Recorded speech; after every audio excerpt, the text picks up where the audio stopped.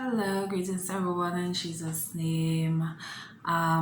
This video today is going to be based on the topic is going to be about being careful, because the fact that not everyone, right, who offer you give you something, assuming that the thing that they give you something good, actually is giving you it in your best interest or for a good reason, or has some good intention about giving you it, right? And this is one of the biblical accounts in which we ought to be careful, right? Which shows us that we ought to be careful, to be more specific. Okay, so I'm reading 1 Samuel chapter 18, and I read from the King James Version. I want to start reading from verse 6, and I'll be reading several verses very close to the end of the chapter as well. So verses 6 says, and it came to pass as they came, when David returned from the slaughter of the Philistine, that the women came out of all cities of Israel, singing and dancing to meet King Saul with tabrets, with joy, and with instruments of music. Verse 7, and the women answered one another as they played and said, Saul has slain his thousands, and David his 10,000s.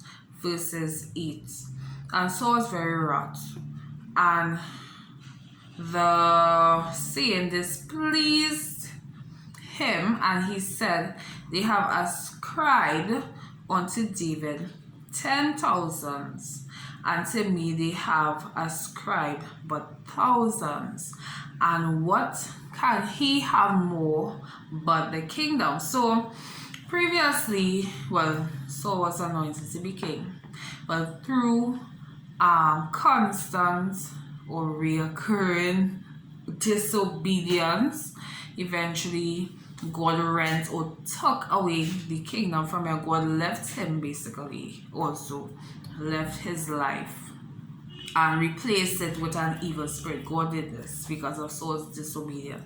As a result, God chose David and anointed him through his servant Samuel the prophet, so that David would have been the upcoming king. And Saul still being in that place of king, and David being in his presence, being one of these soldiers, and he was soldiers over, he was like the captain over all the soldiers. And when this praise or this honor towards David was more than that to Saul, Saul became jealous. Now the Bible didn't say that, but that's why it's important to have discernment and be able to understand what you are reading, right? That's why it says in verse 8 that the saying displeased Saul, right? And if you read, and then he said, what can he have more but the kingdom? So he's saying, in other words, other than all this praise that David is getting, next thing he wants is the kingdom, right? Not knowing that. Well, I can't say, probably he did not specifically know at that point that God had anointed David. Verses 9, and Saul eyed David from that day forward, right? You know what I want to say is this. King Saul would have never had to be in this position if he obeyed God. You know, a lot of people, and I realize in the body of Christ, so I don't know what to call them, or just people who just come in to be blessed from God, and that's all they want.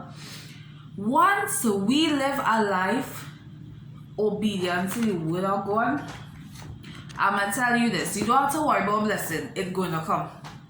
But when you don't want to live that holy life or live according to the word of God, then of course you have a real thing to worry about. You'll be studying about blessings, like you're making blessing an idol. You understand?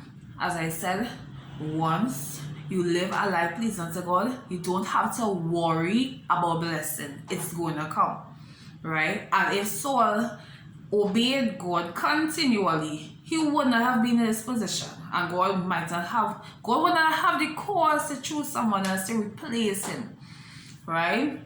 Verses 10. And it came to pass on the morrow that the evil spirit from the Lord came upon Saul.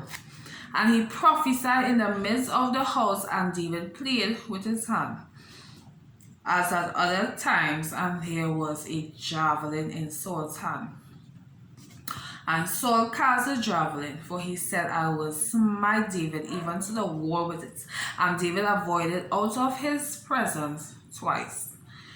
Verses 12 says, and Saul was afraid of David, because the Lord was with him, as in David, and the Lord departed from Saul. So Saul could have tell like God is using him, something about him, right? And Saul was more concerned about keeping the kingdom, keeping his position, and getting rid of David, because he saw David as a threat, right?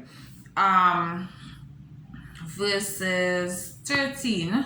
Therefore Saul removed from him and made him captain over 1,000, and he went out and came in before the people. So he basically, previously, as I said, David was the captain of the entire army.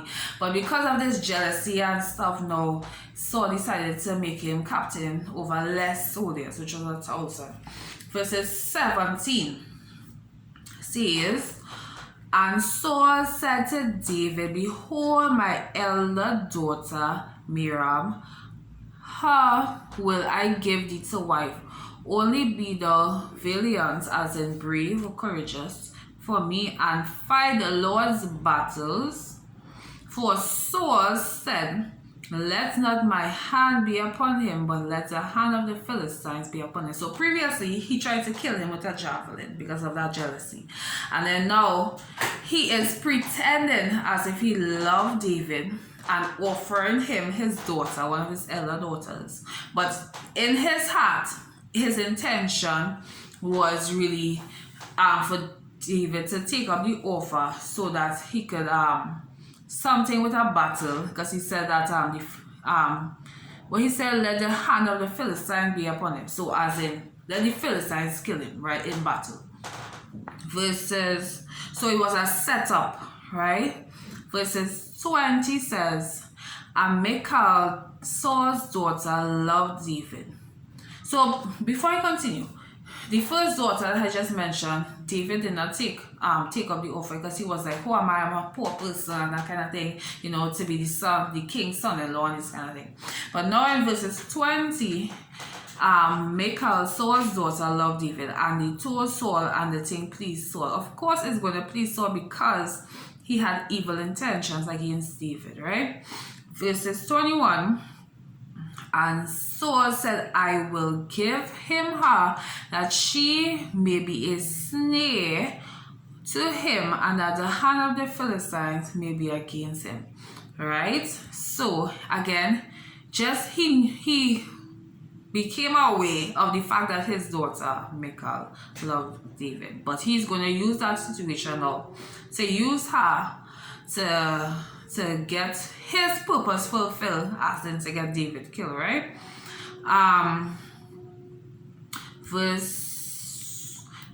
Continuing, verse 21, wherefore Saul said to David, thou shalt this day be my son-in-law in the one of the twine. Verses 22, and Saul commanded his servants, saying, commune with David secretly, and say, behold, the king delights in the lies, and all his servants love thee. Well, I'm not sure about that, so I can't say that lies. Now therefore be the king's son-in-law. Verses 25. And Saul said, after David accepted, this is what Saul said in verse 25, thou shalt he said to David, the king desireth not any dowry, but 100 foreskins of the Philistines to be avenged of the king's enemies. But Saul thought to make David fall by the hand of the Philistines. Again, this thing about giving David his daughter, the one that loved him in this case, was because Saul had an intention to kill David, not because he loved David, and not because someone offered you something, might be food stuff. Yes, I have good people. I'm not talking about good people, but that's why we ought to be able to discern, you know, acknowledging God is an important part of all this kind of thing, because not everyone who offers or give us stuff has our good interest. Not everybody mean us good or want the best for us or want us to be in our good health or in our right mind or even be alive. So that's why we ought to be careful. You never know who's jealous of you. It could be your own family, as the Bible say. But the Bible didn't say like that, but it said that your own enemies of your own household, right? And those kind of things, right? It could be your own friend, because some people are fake friends. Some people are, should I say, blessed enough to have genuine friends. Continuing, verses 27 now. Wherefore David arose and went, he and his men, and slew the Philistines 200 men. And David